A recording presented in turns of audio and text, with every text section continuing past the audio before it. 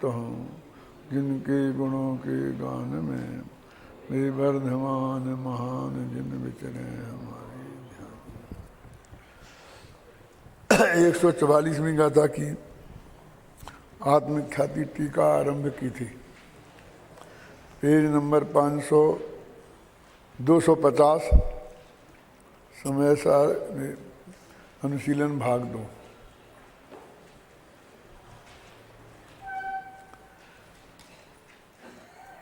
केवली भगवान का उदाहरण देकर श्रुतज्ञानी भी उसी प्रकार नैपक्षातीत हैं जिस प्रकार केवल ज्ञानी। ये बात इस गाथा में बताई गई है। नैपक्षातीत कौन है पूछा था ना। आप किसको नैपक्षातीत मानते हैं? तो केवल ज्ञानी नैपक्षातीत हैं, इसके बारे में तो किसी को शंका नहीं होनी चाहिए। और श्रुत ज्ञानी के बारे में होती है। तो जो बात सर्वमान्य होती है उसे उदाहरण के रूप में प्रस्तुत किया जाता है, और जो बात सर्वमान्य नहीं होती है उसको सिद्ध करने के लिए उसे सिद्धांत के रूप में प्रस्तुत किया जाता है। ये शैली है। उदाहरण की एक बहुत बड़ी विशेषता या कमजोरी ये है कि यदि वो बात जग प्रसिद्ध न हो, मान्य न हो, जग माने अपर पक्ष, जो अपने प्रतिद्वंदी हैं कि जो अपने श्रोता हैं उनके द्वारा मान्य नहीं हो तो उसे उदाहरण के रूप में पेश नहीं किया जा सकता, क्योंकि वह सारा झगड़ा उदाहरण पर ही शुरू हो जाएगा। जिसके लिए अपने दो प्रसिद्ध उदाहरण समय सार के हैं कि वैद्य लोग जहर खाते हुए नहीं मरते हैं और शराबी शराब पीते हुए, ज्ञानी शराब पीते हुए, शराबी अरुचि भाव से पिए तो शराब का नशा नहीं चढ़ता। अब इन उदाहरणों में ही इन लोगों को शंका होती है, ऐसा कैसे हो सकता है। अब इससे जो सिद्धांत कहना चाहते हैं कि पर को जानते हुए और पर में उपयोग लगा होने पर भी ज्ञानी को बंध नहीं होता, उस सिद्धांत कैसे गले उतरे।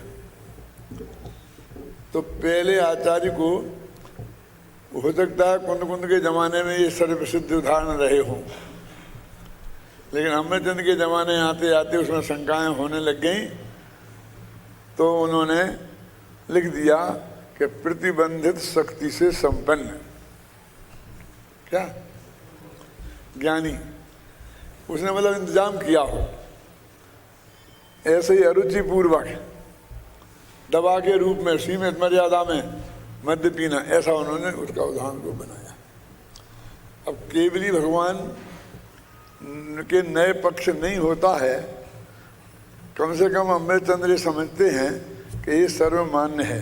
उन्हें नहीं पता था 21वीं शताब्दी में इसमें भी लोग विवाद खड़ा करेंगे, तो केवली में भी नए लगा देंगे कि इस नए से जानते, इस नए से नहीं जानते, जबकि उनको नए रहा ही नहीं। नए तो शुद्ध ज्ञान में होते हैं, केवल ज्ञान है। फिर आचार्य ने लिखा, आचार्य ने तो हमारे ज्ञान में उनको एक ज्ञेय के रूप में, उदाहरण के रूप में बनाया है कि उन केवली भगवान का जो सौ पर को बिल्कुल एक सा ही जानते हैं, जानने में कोई अंतर नहीं है, उनका स्व को जानना हम अपने श्रुत ज्ञान में निश्चय नए का बात कहेंगे, और पर को जानना व्यवहार की बात कहेंगे। हम अपने ज्ञान में ऐसा लगाएंगे, केवली में नहीं है। और हम केवली पे झगड़ा करने लगे, माने व्यवहार से जानते हैं, माने गलत जानते हैं, और गलत जानते माने केवली भगवान भी गलत जानते हैं। ऐसा अर्थ हो गया कि नहीं हो गया। तो इस गाथा में भी निष्कर्ष बहुत बड़ा नहीं है, लेकिन वहाँ तक पहुँच जाने के लिए जो विधि अपनाई गई है, जब पूरी उस प्रक्रिया को हम हल नहीं कर लें और उस विधि से उस उत्तर को नहीं निकालें तो वो हमें कोई फायदा नहीं होगा। जैसे गणित होता है ना, और गणित को उन्होंने कहा भी हम तुम गुणा भाग करना सिखा रहे, तो उसने बता दी 100 में 4 का गुणा करो तो कितने होगी, तो उत्तर तो 400 हमें 1 सेकंड में मालूम है, क्यों? लेकिन उनको तो विधि सिखानी है, क्यों? तो वो तो कहेंगे 100 लिखो गुणित 4 लिखो, फिर 4 का, क्योंकि 100 में एक साथ नहीं बोल सकते, तो 0 में तो फिर लिखो कि 0 में कुछ नहीं लगा, 0 ही आएगा, फिर दूसरे 0 में किया फिर 0 आएगा, फिर ऐसे करना, विधि क्रिया पूर्वक वहाँ पहुँचना चाहिए। क्योंकि 100 के 4 हो ये तो आप जानते हैं, लेकिन बड़ी बड़ी संख्या आएगी तो आप ऐसा नहीं जान सकेंगे। तो प्रक्रिया तो सरल संख्या से ही सीखनी पड़ेगी ना, है? तो इसलिए वो कहते हैं कि हमें प्रक्रिया से वहाँ पहुँचना चाहिए। वो जो हम निर्णय जानते हैं उससे काम नहीं चलेगा। ऐसे जानने से कि हमारे पिताजी ने कहा था कि 100 के 4 का गुणा करो तो 400 होते हैं, हमने रट लिया है, फिर दादाजी आगे कहेंगे तो फिर वो बात हम उनकी मान लेंगे। तो हम अपनी प्रक्रिया से निर्णय पे पहुंचेंगे, तो कोई भी दादाजी के दादाजी भी आ जाए ना तो भी हम कहेंगे साहब ऐसा नहीं होने भाई, ये करके बताओ, हमें तो देख के बताओ। देखो, जिस प्रकार केवली भगवान विश्व के साक्षीपन के कारण, माने विश्व के वो सिर्फ साक्षी माने गवाह है, साक्षी का समझते हैं, ज्ञाता दृष्टा। जो अदालत में साक्षी के रूप में जाते हैं ना, गवाह के रूप में, तो गवाह के आधार पर किसी को फांसी लग जाती है और किसी की फांसी छूट जाती है।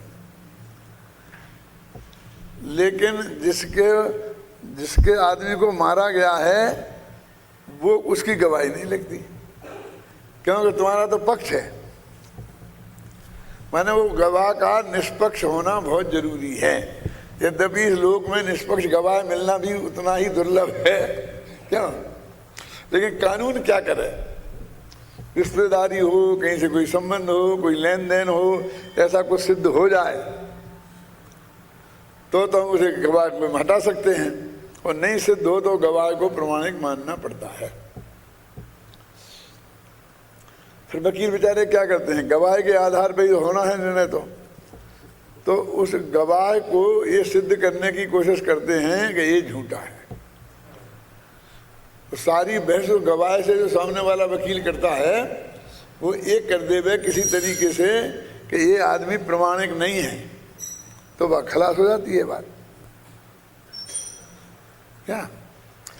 अब ये कहते थे विश्व के साक्षीपन के कारण, साक्षी उसे कहते हैं जानता सब कुछ है और पक्षपात बिल्कुल नहीं है, क्या?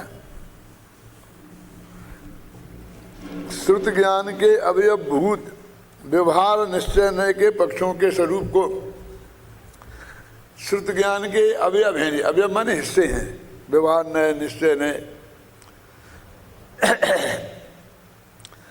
स्वरूप को मात्र जानते ही हैं।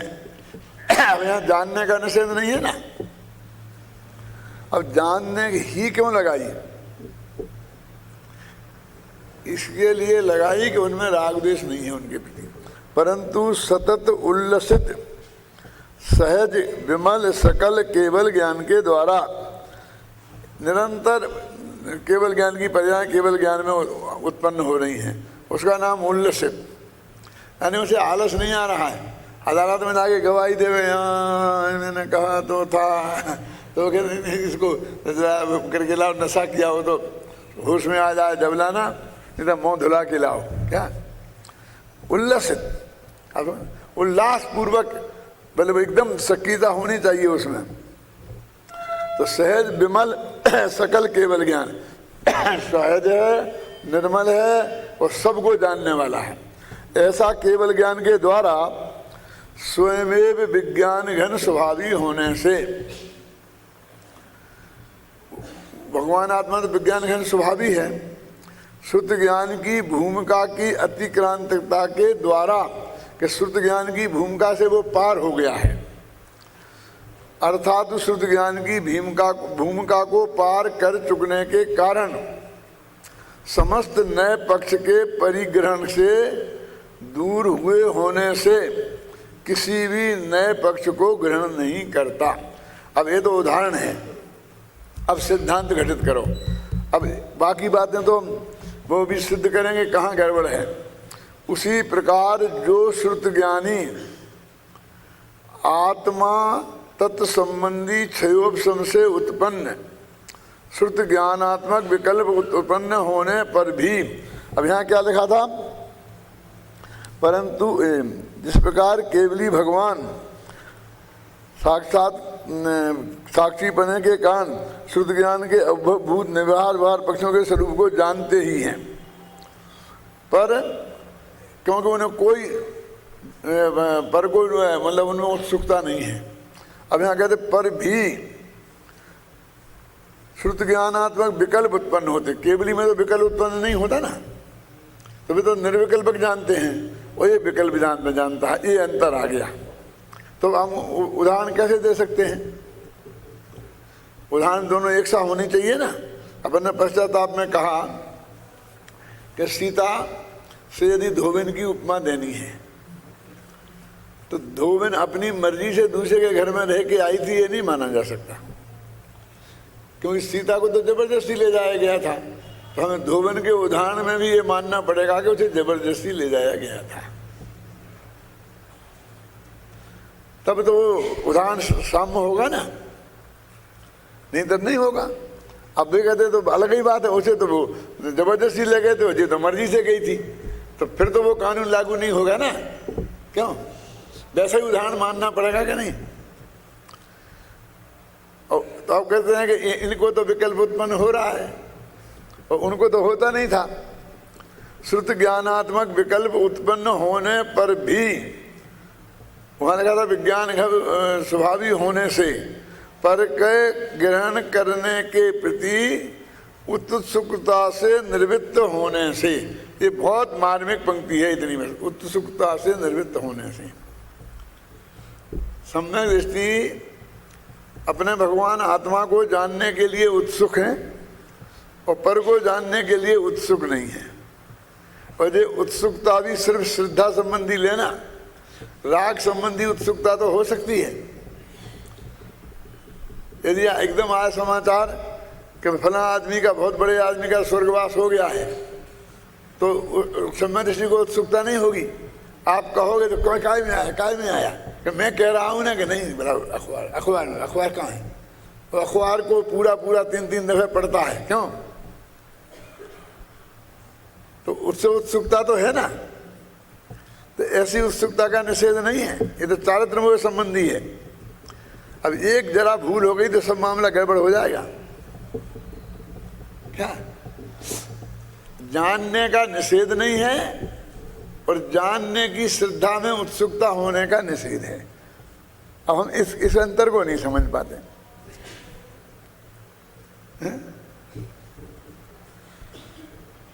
अब अपन कहते उत्सुकता से निर्वृत्त हुआ होने से। अब सम्यक दृष्टि चौथे गुण स्थान वाला है, तो चार से जो उत्सुकता होती है विकृति से, वो तो उसके खत्म हो ही नहीं सकती ना, तो श्रद्धा वाली लेनी पड़ेगी क्या ना। ये जो बारीक बिंदु है हम वहां पर चूक जाते हैं। श्रुत ज्ञान के अवभूत व्यवहार निश्चय पक्षों के स्वरूप को केवल जानता ही है। अब केवल नहीं जानता तो नहीं लिखा ना, जानता ही है। अब उसको आगे कुछ नहीं है, उत्सुकता नहीं है, तो बस जानने में आ गया तो जान लिया। गुरुदेव जाने लो प्रयोजनवान से, बस जानने में आ गया तो ना, इनकार भी नहीं है।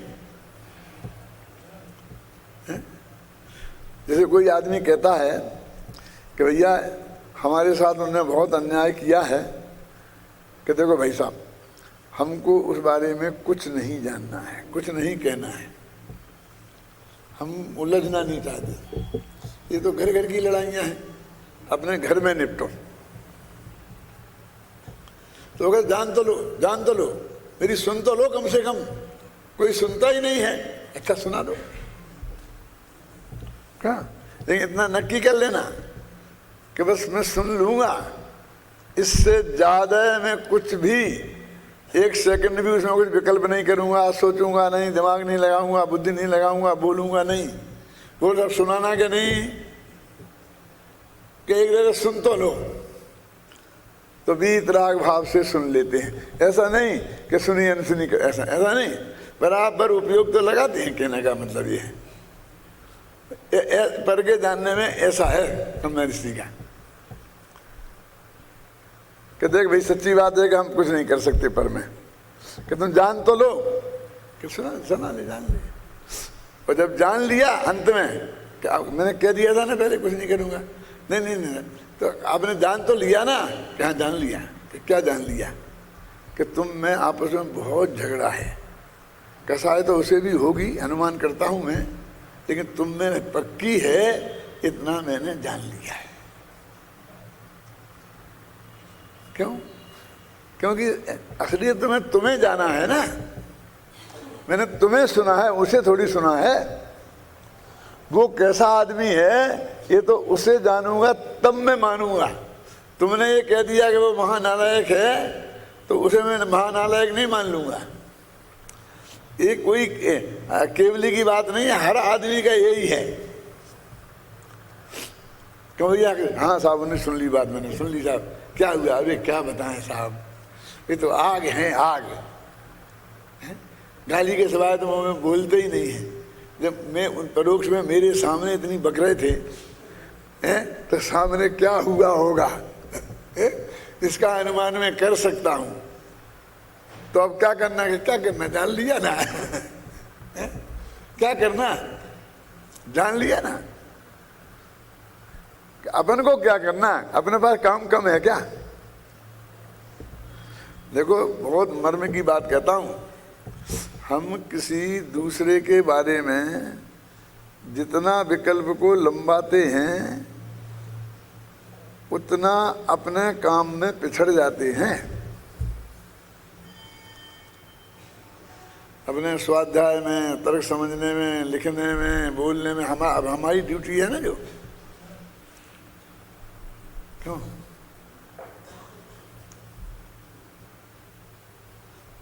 इसलिए कि फिर इससे तो बढ़िया वही रास्ता है ना, सुने ही नहीं जाने नहीं। कि जानना तो स्वभाव है भाई साहब, स्वभाव का निषेध कैसे कर सकते हैं?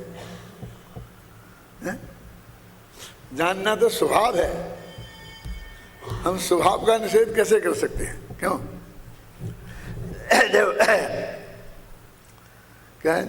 केवल जानता ही है, उत्सुकता नहीं है ना, परंतु अति तीक्ष्ण ज्ञान दृष्टि से ग्रहण किए हुए नित्य उदित चिन्मय समय से प्रतिबद्धता के द्वारा चैतन्य आत्मा के अनुभव द्वारा अनुभव के समय स्वयं विज्ञान घन होने से श्रुत ज्ञानात्मक समस्त अंतर जल्प रूप और बहिर्जल्प रूप विकल्पों की भूमिका की अतिक्रांतता द्वारा समस्त नए पक्ष के ग्रहण से दूर हुआ होने से किसी भी नए पक्ष को ग्रहण नहीं करता हुआ वह श्रुत ज्ञानी भी आत्मा भी वस्तुतः समस्त विकल्पों से अति पर परमात्मा ज्ञानात्मा प्रत्यक्ष ज्योति आत्मख्याति रूप अनुभूति मात्र समय सार है। क्या अंतर आया? उत्सुकता का अभाव है पर में, और स्वयं में पूरी उत्सुकता है। क्या लिखा? चिन्मय समय से प्रतिबद्धता के द्वारा। अब ऊपर से ले लो, अति तीक्ष्ण ज्ञान दृष्टि से ग्रहण किए हुए, यहाँ कौन? आत्मा को। वहाँ अति तीक्ष्ण ज्ञान दृष्टि नहीं लगाई थी, सामान्य सहज भाव से जान लिया था। निस्तुष नित्य उदित चिन्मय समय से प्रतिबद्धता के द्वारा, माने ये आत्मा के संदर्भ में ये फर्क है पर के संदर्भ में। देखो अपने विचार करो, आत्मा रागादि का करता है कि नहीं है, ये जानने में हमको जितने उत्सुक होना चाहिए। अब सुमेरु पर्वत की लंबाई कितनी है और ज़मीन के अंदर कितना है, ऊपर कितना है, और उसमें जो सोना है वो 100 टन का है कि 99 टन का है, इनमें मतभेद हो जाए क्यों? तो इसमें समय और शक्ति खर्च करना और जान ठोक के खड़े हो जाना ये समझदारी का काम है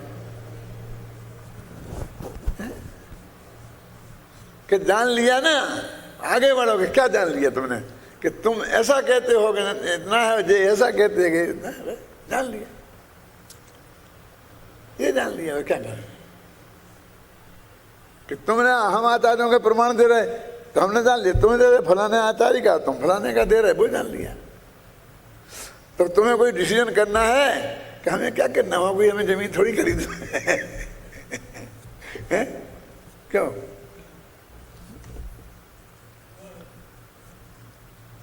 लोगों उलझने वाले तो कहीं भी उलझ सकते हैं। यहाँ आएंगे, हॉल देखेंगे, 100 फीट लंबा तो होगा। अरे 100 कहाँ है, 100 इतना होता है, 100 तुमने कभी देखा नहीं है तुम्हारे बाप ने। कहते बाप तक मत जा, 80 से ज्यादा नहीं है। अरे मैं तो 125 लग रहा था मेरे को, तुम्हें तो 100 तो कहा है। अब झगड़ा है क्यों? अच्छा भैया नाप लो ना, क्यों? फिर ज्ञानी कहता है मुझे क्या करना है, 80 चाहिए चाहे 100 सही चाहे 125 सही मुझे इतनी उत्सुकता नहीं है। नापा जा सकता है, उस निर्णय पर पहुंचा जा सकता है। फिर ये कहोगे इसने गलत बोला था, सजा दो कौन सही निकला, कोई गलत दो, सही वाले को पुरस्कार दो। लेकिन मुझे उसमें कोई रस ही नहीं है, कोई उत्सुकता ही नहीं है। तो जाने ही क्यों, तो तुमने बोला ही क्यों कि ये 100 फुट है? अरे भाई जाना, विकल्प ऐसा आया कि 100 फुट होगा, मुझसे निकल गया, मैं क्या करूं? मुझे कोई रस नहीं है 100 फुट सिद्ध करने में, समझ गया? लिखा है क्या वहाँ उत्सुकता नहीं होने से। अब ये सारी मेहनत क्यों कर रहे हैं? केवल ज्ञानी में तो 3 लेन में निपटा दिया था, और श्रुत ज्ञानी में 9 लेन लगा रहे हैं। क्यों? क्योंकि उसको तो उत्सुकता नहीं है, और जानने में, वो बात सिद्ध करने में इतनी मेहनत नहीं है, मान्य है। अब तो ये बता रहे कि श्रुत ज्ञानी को ऐसे हो सकता है क्या?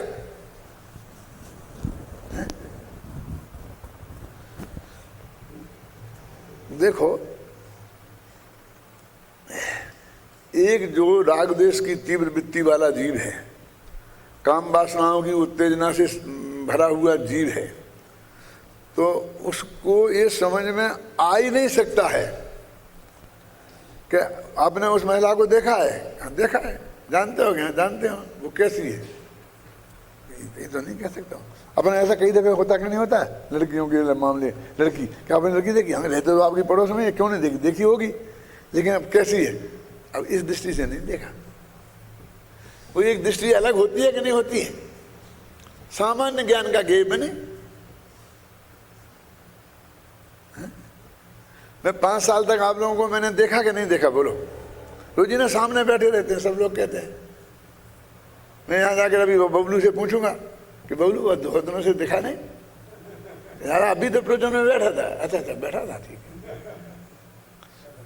ऐसा क्यों होता है?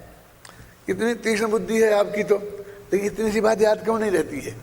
अरे भाई मुझे सिर्फ अवग्रह होता है आपका, या नहीं होता? अवैध धारणा तो बहुत बात की बात है। कोई भी तुम में से एक भी आदमी मुझे रेल के डब्बे में मिलेगा तो मैं नहीं पहचान सकता हूं कि तुम मेरे विद्यालय में पढ़े हुए विद्यार्थी हो। नाम वाम तो बहुत दूर की बात है, लेकिन तुम कभी रहे हो, पढ़े हो, ये भी बहुत मुश्किल है मेरे लिए, सच बोलता हूँ। और ऐसा नहीं कि बुद्धिपूर्वक मैंने कुछ ऐसा किया है, लेकिन मैं बुद्धिपूर्वक कोशिश भी करूँ तो मैं नहीं रख सकता याद, क्योंकि ज्ञान का क्षय उसमें उस प्रकार का है कि वो गाथा याद रहेगी, विषय याद रहेगा, और तुम्हारा नाम याद रहने वाला नहीं। अभी तो मेरे साथ ऐसा हुआ कि मैं बम्बई में गया था पर्यूषण में, तो 20 दिन जिस घर में रहा, जिस बहन ने रोजाना मुझे नाश्ता भोजन अपने हाथ से बना बना कर बगल में खड़ी रहकर मना कर खिलाया, सारी व्यवस्था की 20 दिन लगातार। जब मैं इस साल गया तो दूसरी जगह ठहरा था, वो प्रवचन सुनने आकर के बोला दादा ये कौन, कि पहचाना नहीं, ख्याल में नहीं आ रहा। अरे 20 दिन तक सेवा करके मर गई। मुझे भी बहुत दुख हुआ कि नहीं ये तो अति हो गई है? लेकिन हो गई, मैं क्या करूं?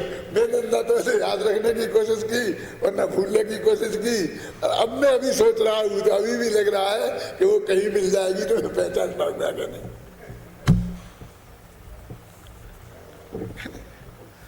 इस उदाहरण से सिर्फ मैं ये बताना चाहता हूं कि उत्सुकता का अभाव क्या है ऐसा विशेष जानने लायक। तो जानते ही क्यों? अरे तो स्वभाव है, जानने में आ जाता है तो आ जाता है, मैं क्या करूं।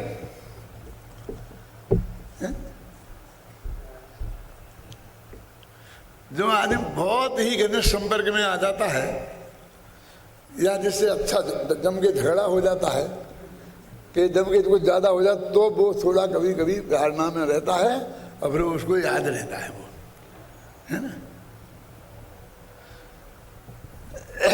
देखो क्या रहा, चिन्मय समय आत्मा से प्रतिबद्धता के द्वारा, ये है बस। हम तो आत्मा से प्रतिबद्ध हैं। प्रतिबद्ध समझ गए ना कि हमारी प्रतिबद्धता कैसे है?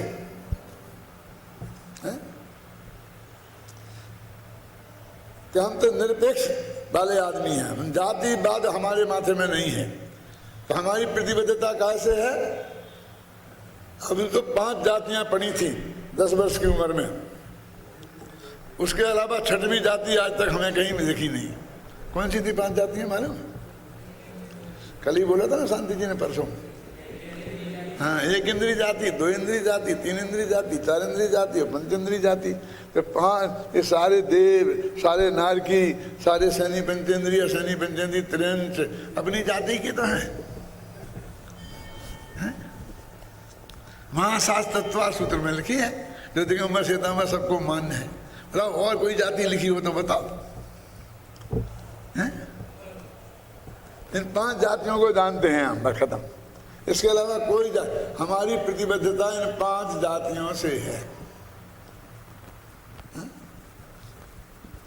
बाकी सब हमारे साधन भी हैं, उसमें क्या है इस बात को मानते हो तो। ऐसे ये वात्सल्य शब्द बार बार आता है तो अपन प्रेम राग भाग, मेरे मुंह से वात्सल्य ही निकलेगा। किसी महाराज मुनिराज विद्यानंद जी से बात होती है, सब आपका वात्सल्य बहुत है, वात्सल्य भाव ही में बोलते शब्द निकलता है। तो वात्सल्य भाव में वो जो परम पवित्रता है वो ये प्रेम में राग भाग में है ही नहीं। क्या इनमें तो विषय कसाई की ना कितनी बातें जुड़ी हैं। वो वात्सल्य भाव वो श्रद्धा वाली बात है, क्योंकि वात्सल्य अंग है ना, तो वो किसका है? सम्यक दर्शन का है ना। तो सम्यक दर्शन के अंग में सम्यक दर्शन वाला ही वात्सल्य लेना चाहिए। क्या कि गले से चिमट जाना, ये करना, ये क्या? ये तो जड़ की क्रिया है। कि राग करना, ये भी राग की क्रिया है। अंदर में दर्शन ज्ञान चारित्र और दर्शन ज्ञान चारित्र वाले, इनके प्रति अंतर में, अब मैं प्रेम तो फिर कहना नहीं चाहता हूं, तो वात्सल्य होना समझ गए ना आप। जो अंदर में चित्त का उत्साह है उसका नाम वात्सल्य भाव है।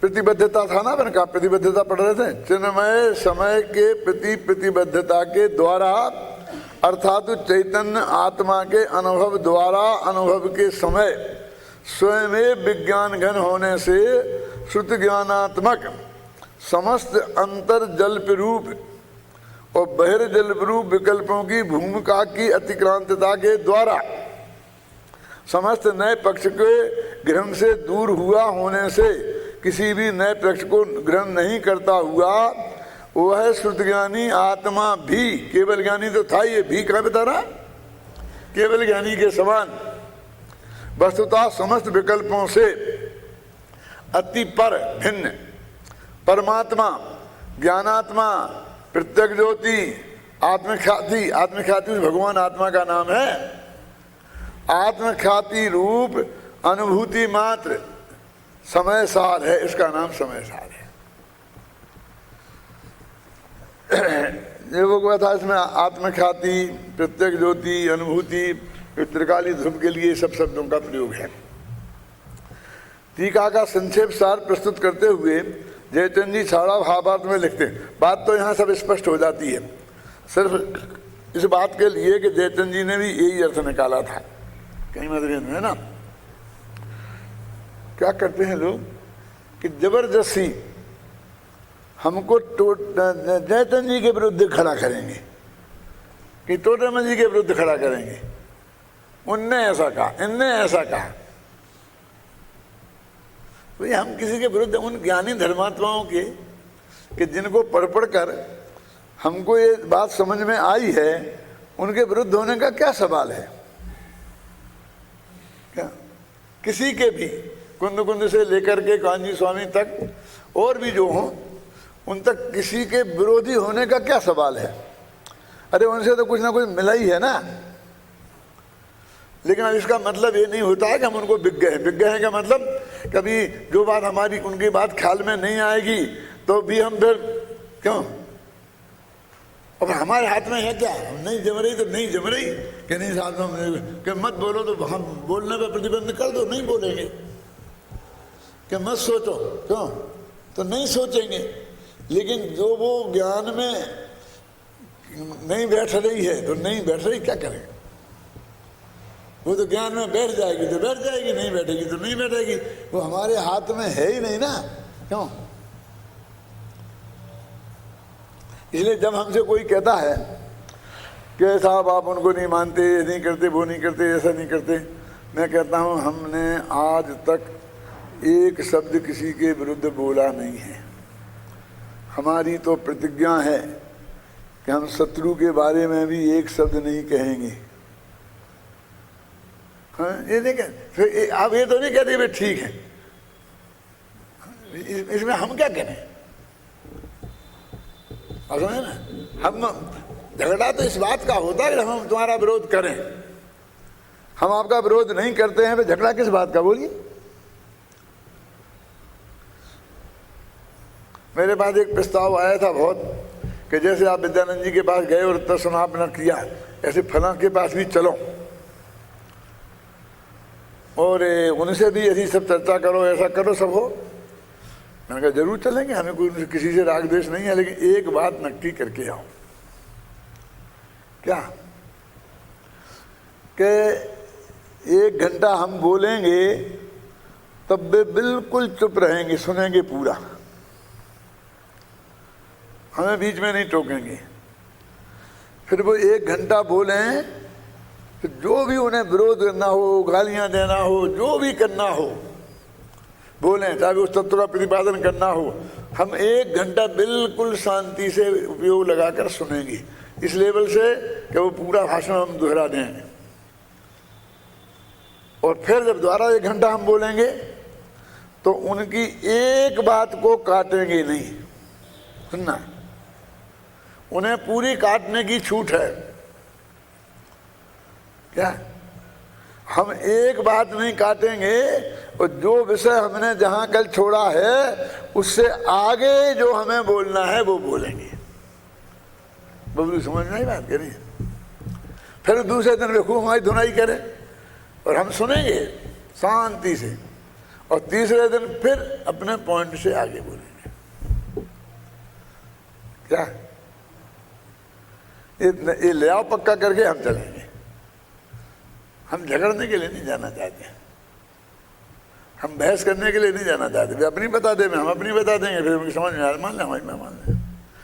आप यदि वो विद्यानंद जी के साथ जो हुआ है ना 14 घंटा, वो भी एक आधा ने सुनाओ, तो उसमें क्या बात है कि हमने ना एक विषय ले लिया, जो गाथा उनने बताई वो, फिर हम बोलते रहे, फिर बीच में वो बोले, प्रश्न किया, जो भी बोला एक दिया और अपना कमेंट्स किया, हम शांति से सुनते रहे। तब उन्होंने बंद हो गया कि बोलो सर, तब हम बोलना शुरू किया। तो जिस जहाँ अब पे छोड़ा था, आप पे छोड़ा था तो वाह, तो अब से ही शुरू करके बिल्कुल आगे बढ़ते गए। तब तो हम पूरा समय 14 घंटे में सुना पाए उन्हें। यदि जो उन्होंने कहा उसमें हम उलझ जाते, जो बात पूछी तो एक आध थोड़ा 2 लाइन में जवाब दे दिया, लेकिन फिर अपनी पंक्ति को आगे बढ़ते गए। क्या? बस ये है हमारा। क्यों? कि हमको और ज्यादा समय नहीं है, हमें किसी से बैर विरोध नहीं है, किसी से ये नहीं है। जब तुम उनके पास क्यों जाते हो तो हम ये कहते हैं कि उनने क्या पाप किया है, तुम्हें तो सुना है और उन्हें नहीं सुना है। ये कहाँ से लाए? क्यों सुनाओ? वो तो ठीक, सुनते क्यों हो? तुमने कहा ना सुनेंगे 1 घंटा, तो तुम्हारी तो सुनते हैं, उनकी नहीं सुने। कहाँ शांतिलाल जी? बोलो क्या है इसमें, क्या खराबी है इस नीति में? बोलो। जब भी समाज में आई मामला झगड़ा होता, महासमिति में बैठे, फलाने जगह बैठे, साहू जी से, शांति प्रसाद जी से लेके अभी तक वो बोलते कि साहब आपका मनियों के साथ क्या झगड़ा है? कोई झगड़ा नहीं है, हमने तो किसी के विरुद्ध आज तक एक शब्द बोला नहीं है और कभी बोलेंगे नहीं, आपको गारंटी दे सकते हैं। झगड़ा क्या है? नहीं नहीं आप मानते नहीं हो, तो झगड़ा तो विरोध करने का होता है ना। झगड़ा क्यों कहते हो फिर? मानते तो हम बहुतों की नहीं, शंकराचार्य की नहीं मानते, मध्वाचार्य की नहीं मानते, रामानुजाचार्य की नहीं मानते, ईसा मसीह की नहीं मानते, किसी की नहीं मानते। इससे क्या मतलब है? तो जिंदा रहेंगे कि नहीं रहेंगे इस देश में, सब लोगों के बीच में? हमें जिंदा रहने का अधिकार है। आप हमें नहीं झगड़ने का उपदेश दे सकते हैं, वो हम पहले ही मान लिया है। और तत्व समझाना चाहते हो तो समझ के आओ। और हम तो ये निर्णय तो हम करेंगे कि हमें किससे समझना है, क्या समझना है। समझ का निर्णय भी आप हमारे हाथ से छीनना चाहते हो? क्यों? एक ही जगह तो आज़ादी है, कौन सी जगह बोलो? मान्यता में, बोलने में नहीं है। बोले तो झगड़ा खड़ा होता है। कुछ करने में नहीं है, लिखने में नहीं है। क्यों? कहाँ है आज़ादी? एक मानने में, श्रद्धा गुण में ही तो आज़ादी है, और तुम वो भी छीनना चाहते हो, ये नहीं चलेगा।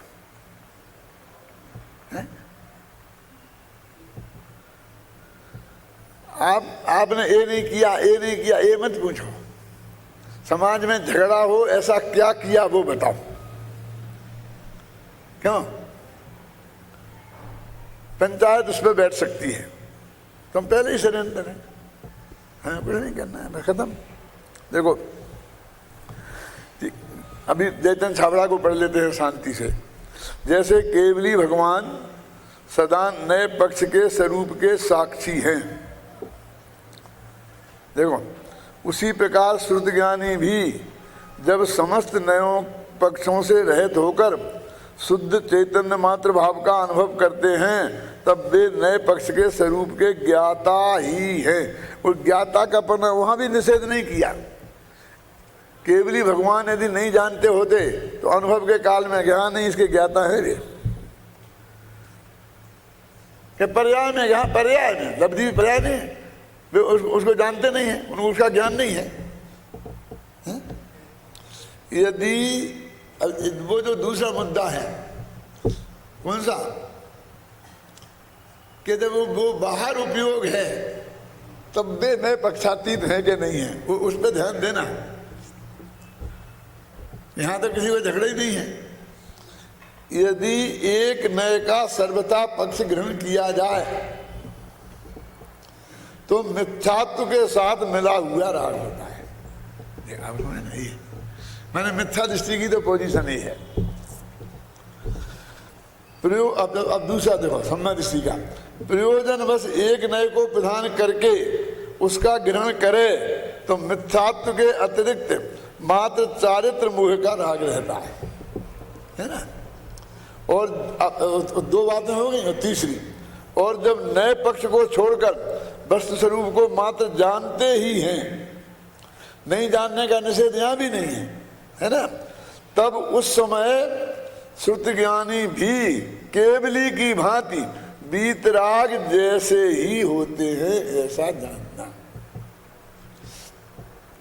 एक मिथ्यात्व सहित राग, एक अकेला राग और एक वीतराग। अब इस समय भी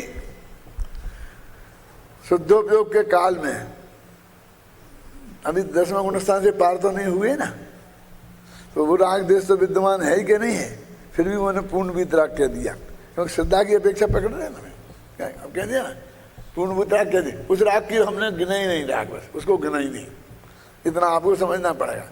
अब इसी बात में केवली और शुद्ध केवली की तुलना हो सकती है। तुलना में जो फर्क है वो भी बता दिया, जो अंतर नहीं है वो भी बता दिया।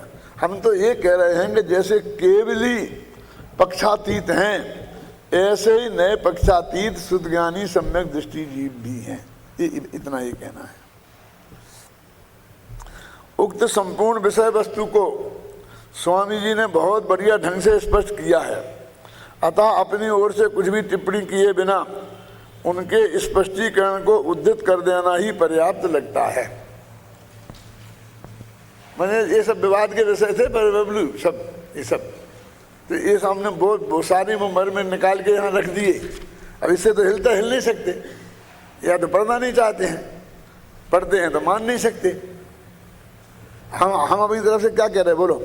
वहाँ अमरचंद को लिखा, फिर अपने जयचंद जी को लिखा, और अब कांजी स्वामी को देख लो। अब देख लो ये तीनों सभी ज्ञानी एक मत हैं, हम तो इस मत के हैं। अब तुम्हें क्या कहना है, तुम बोलो। क्यों? अब गुरुदेव का है, पढ़ रहे हैं अपन, बहुत लंबा है, घबराना नहीं, क्योंकि उसकी व्याख्या करने की अपन को जरूरत नहीं है ना। 2.5 पेज से है, 2.5 पेज करीब है। टीकाकार आचार्य अमरचंद देव केवली भगवान का दृष्टांत देकर समझाते हैं। जिस प्रकार के, देखो पॉइंट है बराबर 1 2 3, जिस प्रकार केवली भगवान विश्व के साक्षी होने से अन्य समस्त लोकालोक के साथ शुद्ध ज्ञान के अवभूत व्यवहार और निश्चय नय के भेदों को भी मात्र साक्षी पने से जानते ही हैं। देखो समस्त लोकालोक के साथ, अब उसे निश्चय से जानते, व्यवहार से जानते, तो नहीं कहा ना कुछ। यानी इतना हाथ में रखे हुए आंवले जैसा महासत्य कि वे पर को जानते हैं, एक दूसरे देव को जानता कि नहीं जानता है जीव। अब उसमें ही हमने विवाद खड़ा कर दिया। और जगत में ऐसे भी लोग हैं कि उसमें भी 2 ही पक्ष में लोग हो गए। हजारों प्रमाण है, हजारों प्रमाण है। आप कह रहे हो तो लगता है विवाद हो सकता है, वैसे गुंजाइश है। क्या नाम हुआ है, हमने भोगा है ना। उसी प्रकार श्रुत ज्ञानी भी श्रुत ज्ञानात्मक विकल्पमय होते हुए भी पर के ग्रहण के प्रति उत्साह निवृत्त होने से श्रुत ज्ञान के अवयवभूत व्यवहार निश्चय नय के पक्षों के स्वरूप को मात्र जानते ही हैं। कितनी सही भाषा है। और गुरुदेव का कोटेशन है। तो हमने गुरुदेव के प्रवचन रत्नाकर लिखे जिनमें से हमने कोटेशन दिए हैं, उनका संपादन हमने किया, दादा ने अनुवाद किया, और उसके लिए हम लड़े हैं और सबको चैलेंज किया कि ये उसमें है तुम्हारे गुजराती में कि नहीं, जो हमने ये लिखा है ये बात है कि नहीं, इससे अलावा क्या है वो बताओ। मक्खी की मक्खी तो हम मान नहीं सकते हैं क्या? तो कितना बड़ा काम था वो। ये तो समझो लंबी जिंदगी थी, भाग्य से तो हो गया। 10,000 पेज, क्या होता है 10,000 पेज अनुवाद किया, उसको बार बार लिखा, पढ़ा, फिर जब ये लिखा तो उसके लिए उसे पढ़ा। अब गुरुदेव को इतना सुना, पढ़ा। अब ये कुछ दिया ही नहीं, कहा एक आधी नींद में आते आते लेटे लेटे गुरुदेव का टेप लगा लेते हैं और सुन लेते हैं, ख्याल में आई ना। और बस वे समझते हैं कि हम तो रोज ही ना 2 घंटा सुनते हैं, हम तो रोज ही ना 4 घंटा सुनते हैं।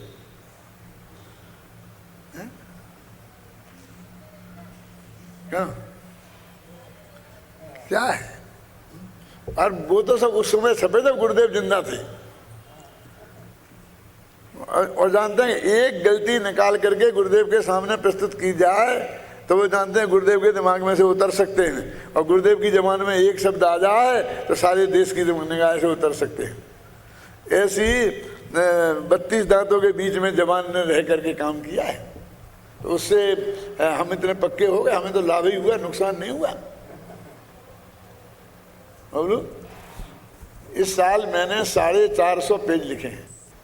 हमेशा 200-250 पेज का एवरेज रहता था, पर इतना घूमा हूं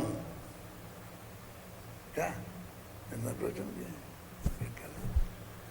आज समय सार अनुशीलन भाग का दूसरा भाग रात को 12 बजे पूरा हो गया। अब वो 8-10 दिन के अंदर आपके हाथ में आ जाएगा। और मैं यहाँ 1 तारीख तक मेरा सुबह यहाँ प्रवचन होगा, 1 तारीख के दोपहर में मैं जाऊँगा, फिर 8 को आऊँगा। तो मैं बिल्कुल प्रिंट ऑर्डर दे के फाइनल जाऊँगा और मैं 8 को मुझे मिलना चाहिए, तैयारी ऑर्डर दे के जाऊँगा। अब मिलेगा कि नहीं मिलेगा मैं नहीं जानता, क्योंकि बीच में दिवाली भी है। खाने में है कि नहीं?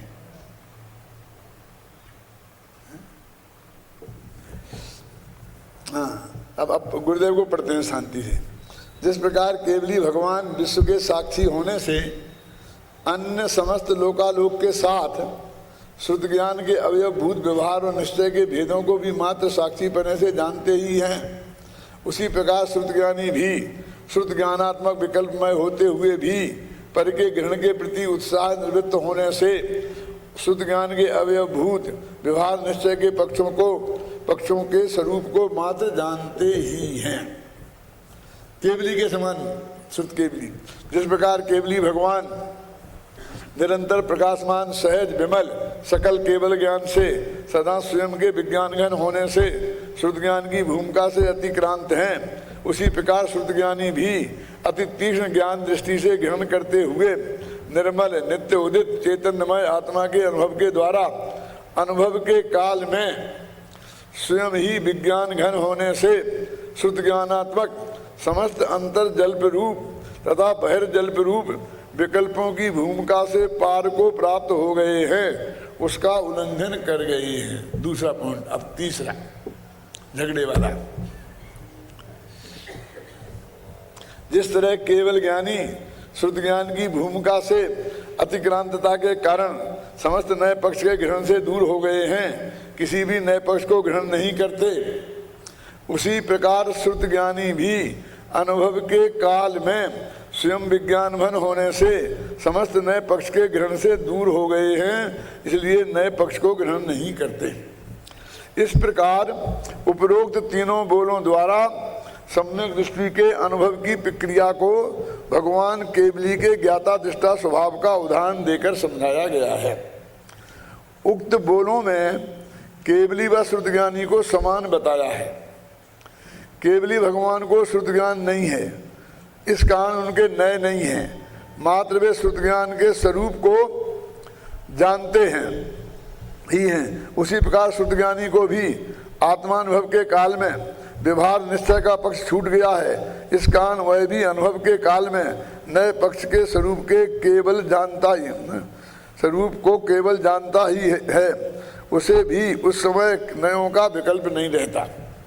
केवली भगवान तो सदा के लिए पूर्ण विज्ञान घन हो गए हैं, पर सम्यक दृष्टि केवल अनुभव के काल में ही विज्ञान घन हुआ है, क्योंकि अनुभव के काल के सिवाय सम्यक दृष्टि को नाना प्रकार के विकल्प उठते ही है, इसलिए केवल अनुभव के काल में ही वह विज्ञान घन हुआ है, यह कहा है। यह बात धर्म की प्रारंभिक भूमिका की है। चौथे गुणस्थान वर्ती सम्यक दृष्टि की ही बात चल रही है। मैं शुद्ध हूँ, ऐसा जो अंदर विकल्प उठता है वह अंतर्जल्प है।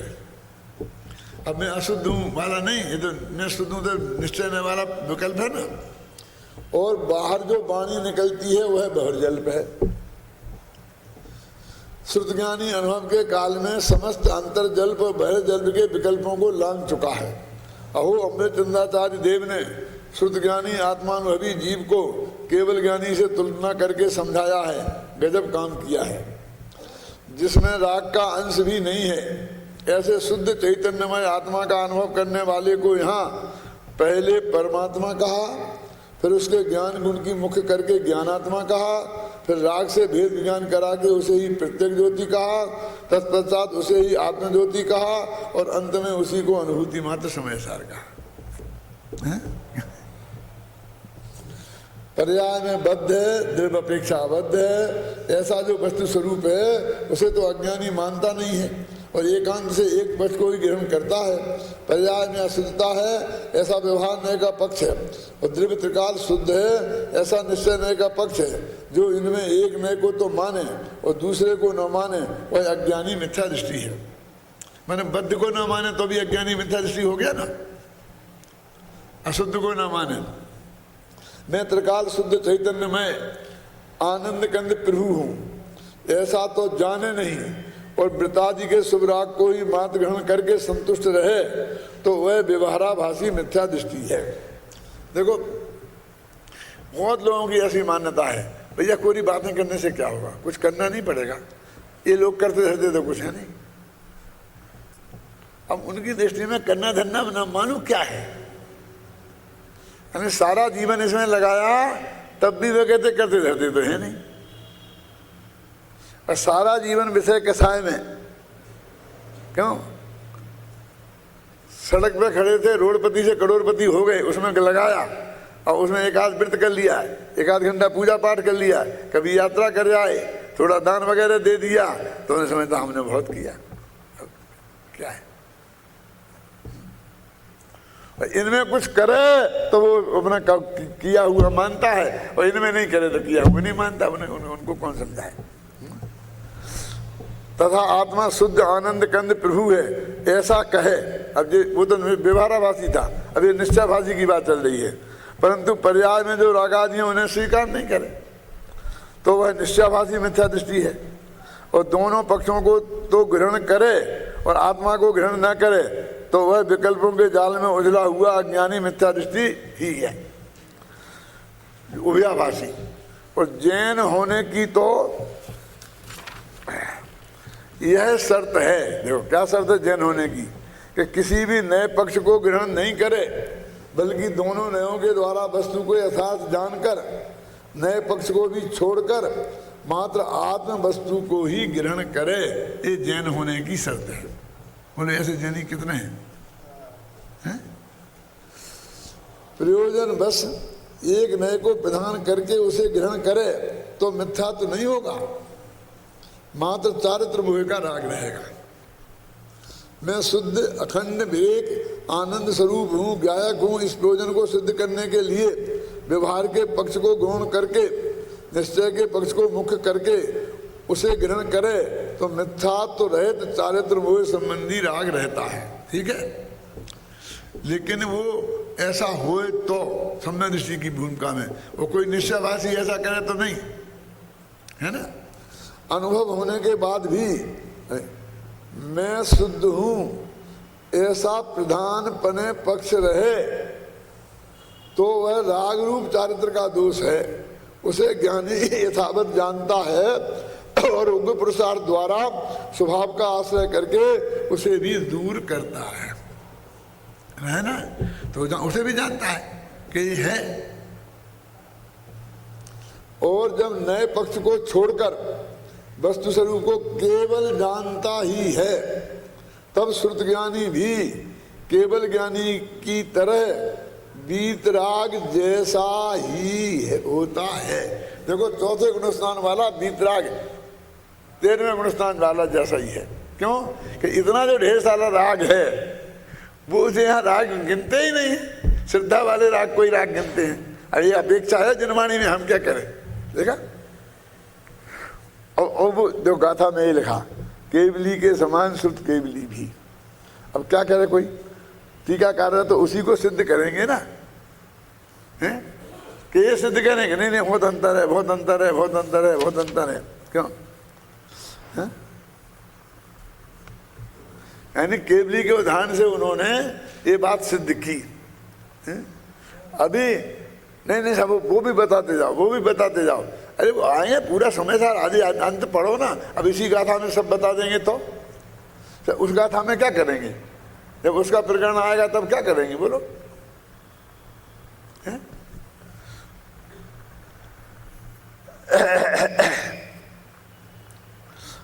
जो लोग स्वामी जी को एकांती होने का भ्रम पालते हैं उन्हें स्वामी जी के उक्त कथनों पर ध्यान देना चाहिए, और जो लोग उनके अनुयायी होते हुए भी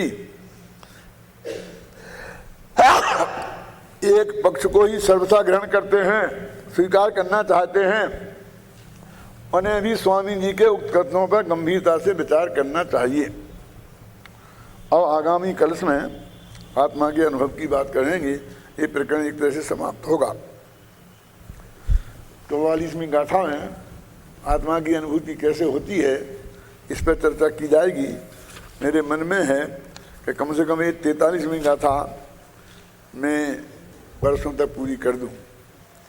फिर ये 44वीं गाथा 144वीं देवलाली में चलाऊंगा उसके बाद।